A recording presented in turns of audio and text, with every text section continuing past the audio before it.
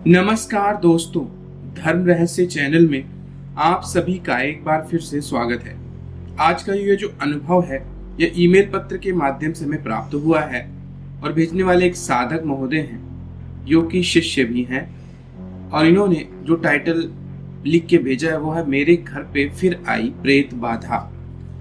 तो आइए जानते हैं इनके अनुभव को और पढ़ते हैं इनके ईमेल पत्र को। प्रणाम गुरुजी, मैं आपको यह पत्र मेरे घर पर घट रही घटना की जानकारी देने तथा इसके उपाय जानने के लिए ही लिख रहा हूँ। यह बाधा मेरे घर पर अभी भी बनी हुई है और इसका समाधान आप ही बता सकते हैं, क्योंकि हमने बहुत प्रयास करके देख लिया है, इसका कोई पूर्णतः समाधान नहीं हो पाया है। गुरुजी, मैं अपना तथा इस प्रकरण में शामिल सभी पात्रों का नाम लिख रहा हूँ। आप इस विषय पर अगर वीडियो बनाते हैं तो कृपया सभी का नाम और अन्य परिचय गुप्त ही रखिएगा। मेरा नाम है और मैं कोलकाता का रहने वाला हूँ। सौभाग्य से आपका शिष्य भी हूँ। यह बाधा मेरे घर पर बहुत पहले से है, यही कारण है जिससे मैंने साधना का मार्ग फिर चुना। अब मैं मूल विषय की बात पर आता हूँ। मेरा परिवार बहुत बड़ा है। मेरे दादाजी कुल मिलाकर 7 भाई थे। मेरे अपने दादाजी को छोड़कर मैंने उनके किसी भी भाई को नहीं देखा है। मेरे जन्म से पहले ही कुछ का स्वर्गवास हो चुका था तथा कुछ दूसरे शहर में बस चुके थे। मेरे दादाजी के 3 पुत्र थे, मेरे पिताजी, मेरे बड़े पापा और मेरे मझले पापा। हम सभी लोग अभी भी ज्वाइंट फैमिली में ही रहते हैं। हमारा रहना खाना सब साथ में होता है। मेरे दादाजी के छोटे भाई जो हमसे 50-60 किलोमीटर की दूरी पर रहते हैं। यह प्रेत बाधा उन्हीं के घर से हमारे यहाँ आई। मेरे छोटे दादाजी के पुत्र का नाम चौधरी है। रिश्ते में वो हमारे चाचा ही लगेंगे। 1987 में इनकी शादी हो जाती है। शादी के बाद इनके घर एक बेटी का जन्म होता है, लेकिन बेटी होने के कुछ साल बाद से ही मेरी चाची की तबीयत खराब रहने लगती है। उस समय अभी की तरह आधुनिक चिकित्सा पद्धति भी नहीं थी और अंततः कुछ ही समय बाद बीमारी के कारण उनका देहांत हो जाता है। उनके देहांत के बाद चाचा जी कुछ सालों तक तो ऐसे ही रहे, परंतु अपनी बेटी का ख्याल सही तरह से नहीं रख पा रहे थे। तब अपनी बेटी की ही सही देखभाल के लिए सभी ने उन्हें दूसरी शादी करने के लिए बोला। उन्हें भी यह सही लगा और तब उन्होंने दूसरी शादी करने का फैसला कर लिया। शादी के बाद उनकी जो दूसरी पत्नी आई वो शुरुआत में तो ठीक से रही, पर समय के साथ उनके व्यवहार में परिवर्तन आने लगा। वो उनकी बेटी का अच्छे से पालन पोषण नहीं करती थी। कैसे करती, आखिर सौतेली माँ जो थी। इस कारण से मेरे चाचा की पहली पत्नी जो मर चुकी थी, उनकी आत्मा मेरे चाचा और नई चाची को आकर परेशान करने लगी। वो कभी भी दोनों लोगों में किसी के भी शरीर पर आ जाती और अजीब हरकतें करने लगती।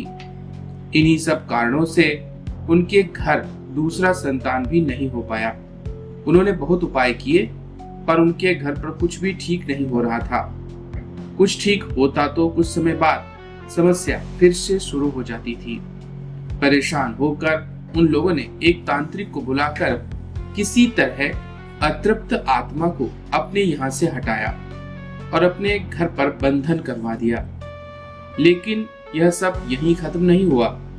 उस तांत्रिक ने उसे वहां से हटा तो दिया और कहीं और भेज दिया, और जहां भेजा वह था हमारा घर। जैसा कि मैंने बताया था कि हमारा घर उनके घर से कोई 50 से 60 किलोमीटर दूर है। वहां उनके घर पे सब कुछ ठीक हो गया और हमारे घर में परेशानियां बढ़ गईं। अचानक से ही मेरी माँ की तबीयत खराब रहने लगी। वो दिन प्रतिदिन कमजोर होती जा रही थी। हम उन्हें डॉक्टर के पास ले जाते, सारी रिपोर्ट करवाते। सभी रिपोर्ट्स नॉर्मल होती थी, पर बीमारी का पता ही नहीं चलता था। धीरे धीरे समस्या बढ़ती चली गई। कभी कभी तो वो अपने आपे से बाहर हो जाती और अपना सिर खुद ही जमीन पर पटकना शुरू कर देती।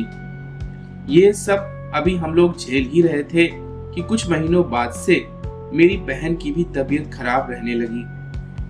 उसकी परिस्थिति तो माँ से भी बुरी हो गई। उसे अचानक चक्कर आते, वो गिर पड़ती। ऐसा क्यों हो रहा था उसे समझ में नहीं आता।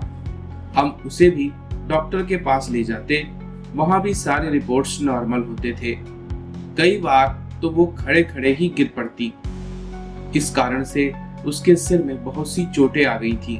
हर वक्त उसका सिर दर्द करता रहता। ऐसे ही 3 से 4 साल निकल गए, पर कुछ भी ठीक नहीं हो रहा था। फिर मेरे घर वालों ने डॉक्टर के अलावा भी झाड़ फूक करने वालों को दिखाने का निर्णय लिया। तब हम कई तांत्रिकों के पास गए, कई पीरों और मजारों पर भी गए, लेकिन कुछ भी ठीक से नहीं बता पा रहा था। कोई कहता जिन्न है, कोई कहता पिशाच है जो खून पू रहा है। जब से हमने इन लोगों को दिखाना शुरू किया, परेशानी और ज्यादा बढ़ गई। पहले तो कम परेशानी होती थी, अब तो कभी भी माँ अपने आपे से बाहर हो जाती। उनका शरीर एकदम कमजोर हो चुका था, पर जब उनके साथ ऐसा कुछ होता तो 3 से 4 लोग मिलकर उन्हें संभाल नहीं पाते थे। बहुत पता करने के बाद मेरी बुआ के एक रिश्तेदार ने हमें एक व्यक्ति के बारे में बताया जो माँ काली के सेवक थे। हमने माँ को उन्हें दिखाने का निर्णय ले लिया। जिस दिन भी हम उन्हें ले जाने का सोचते, उनकी तबीयत इतनी बिगड़ जाती कि हम उन्हें वहां लेकर ही नहीं जा पाते थे। फिर हमने तय किया कि हम उन्हें बिना लिए ही उनके पास जाएं। और एक दिन घर में बिना बताए ही मैं, मेरे पापा, मेरे बड़े भाई वहां गए और सारा वृतांत सुनाया।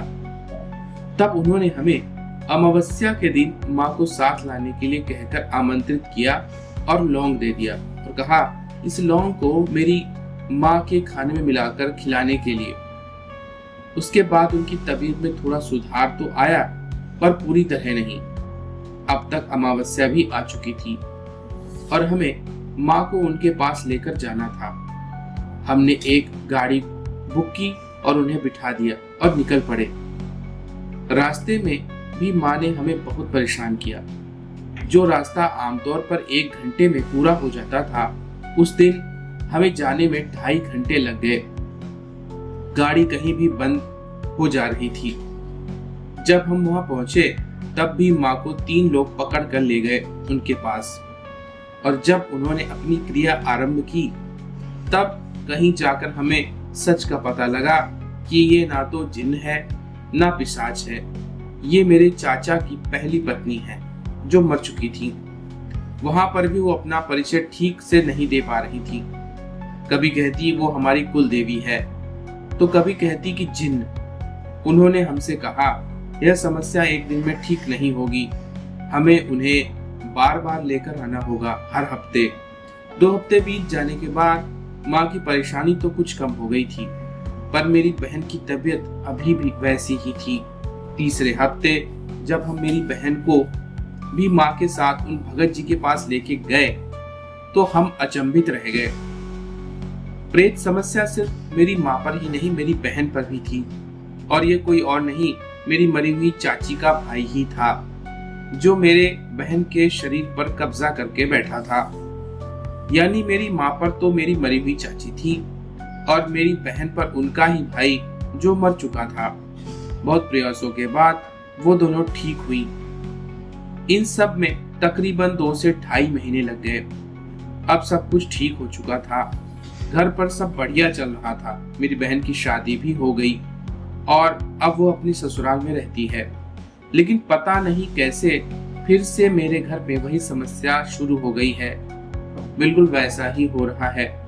इस बार मेरी माँ के साथ मेरी भाभी इनका शिकार बनी है। मेरी माँ पर तो मेरी मरी हुई चाची ही है और मेरी भाभी पर उनका मरा हुआ भाई। ये दोनों हमेशा साथ ही आते हैं। माँ और भाभी बिल्कुल निर्जीव सी हो गई हैं। माँ पर तो इनका प्रकोप कम है, पर भाभी पर बहुत अधिक है। जब भी वो भाभी के शरीर पर आते हैं तो भाभी अपना गला खुद ही दबाना शुरू कर देती है। अगर उन्हें ना पकड़ा जाए तो वो स्वयं को ही मार लेंगी। वो कहते हैं हम उन्हें लेकर जाने आए हैं, पिछली बार नहीं ले जा सके थे, इस बार लेकर जाएंगे। गुरुजी कोई उपाय बताइए, इन सब परेशानियों के कारण मैंने इस साधना का क्षेत्र चुना था, परंतु मैं कुछ भी नहीं कर पा रहा हूँ। इन सब कारणों से मैं कई दिनों से जाप भी नहीं कर पा रहा हूँ। मेरे घर पर रहना मेरी माँ और भाभी को अच्छा नहीं लग रहा। मुझे देखकर वो और भी ज्यादा परेशान करती हैं। ऐसा क्यों कर रही हैं पता नहीं। कोई उपाय बताइए कि ये इस परेशानी जड़ से खत्म हो जाए। पूरे घर में सभी लोग डरे हुए हैं, कृपया जवाब जल्दी भेजिएगा। तो देखिए, सबसे पहले तो आपसे भयभीत रहती है क्योंकि आपके अंदर गुरु मंत्र की ऊर्जा है और इसीलिए वह ज्यादा परेशान भी करती है, क्योंकि आपकी ऊर्जा से उनका वहां पर रहना मुश्किल हो जाता है। दूसरी बात, अगर स्थायी रूप से कहा जाए तो आपकी माता और आपकी भाभी दोनों लोगों को गुरु मंत्र का जाप करना चाहिए और हवन करना चाहिए, लेकिन ज्यादातर ऐसा वो नहीं कर पा रहे हैं, ना कर पाएंगे, क्योंकि अगर उनके ऊपर इस तरह की चीजें हावी हैं तो यह चीजें एक के बाद एक आई हैं। वह कारण भी यही होता है कि जब हम कई जगह दिखाने लगते हैं तो ऐसे हर एक तांत्रिक शुद्ध विचार का नहीं होता। तो जो भी कमजोर मानसिकता वाला व्यक्ति उनके पास पहुंचता है तो वह उसके ऊपर उस ऊर्जा को और ज्यादा बढ़ा देते हैं, उस पर उन चीजों को और ज्यादा डाल देते हैं, जिससे कि उनका कारोबार चलता रहे। इसीलिए केवल सच्चे और उत्तम तांत्रिक के पास ही जाना चाहिए। हर एक के पास जाना बहुत ही नुकसानदेह हो सकता है। रही बात इस चीज को समाप्त करने की, तो जैसे कि हम ये बात जान पा रहे हैं कि ये परेशानी पितरों की परेशानी है और जब भी पितृ पक्ष आए तो इन लोगों के हाथों से ही पूजा, हवन, साधना इत्यादि करवानी चाहिए, क्योंकि उस वक्त ये जो भी हैं आए हुए, इनको हटाने के लिए पितृ देवता और पितृ शक्तियां जो खींचकर इनको ले जा सकती हैं, क्योंकि जो भी व्यक्ति मर जाता है वह पितृ ही कहलाता है, पुराना व्यक्ति उस परिवार के लिए। उनको जब पूजा की प्राप्ति होगी और पितृ देवताओं का आशीर्वाद और शक्ति मिलेगी तो ये शक्तियां इनका शरीर छोड़ देंगी। तो विधिवत तरीके से उस वक्त चंडी हवन करवाते हुए इनके हाथों से पूजा करवाई जाए और जो भी इनके ऊपर आते हैं उनके नाम से पूजा करवा के उनको विदाई दीजिए, उनको विसर्जन कीजिए। हो सके तो किसी काले कौवे को यह स्वयं जाकर भोग आखिरी में अर्पित करें, जो खुद ही ये लोग बनाए। कौवा अगर खाता है तो निश्चित रूप से परेशानियों का अंत होगा। और रही बात बाकी चीजों की, तो स्थायी रूप से किसी भी ताकत को हटाने के लिए स्वयं उस व्यक्ति को साधना करना और साधना क्षेत्र में जाना आवश्यक होता है। तो ये थी जानकारी और कहानी इनके जीवन से जुड़ी हुई, जहां पर इनके ही परिवार के व्यक्तियों पर लगातार प्रेत बाधा आती जा रही है। इसके अलावा जो लोग ऐसी परेशानियों से गुजरे हैं या फिर इसका अच्छी प्रकार से और भी अच्छा ज्ञान रखते हैं, वो कमेंट में अपने अपने सुझाव भी दे सकते हैं। ये थी जानकारी और कहानी एक सच्ची घटना की, जो इनके जीवन में इन्हीं के परिवार के ऊपर देखने को मिल रही है। अगर आपको यह जानकारी पसंद आई है तो लाइक करें, शेयर करें, सब्सक्राइब करें चैनल को। आप सभी का दिन मंगलमय हो।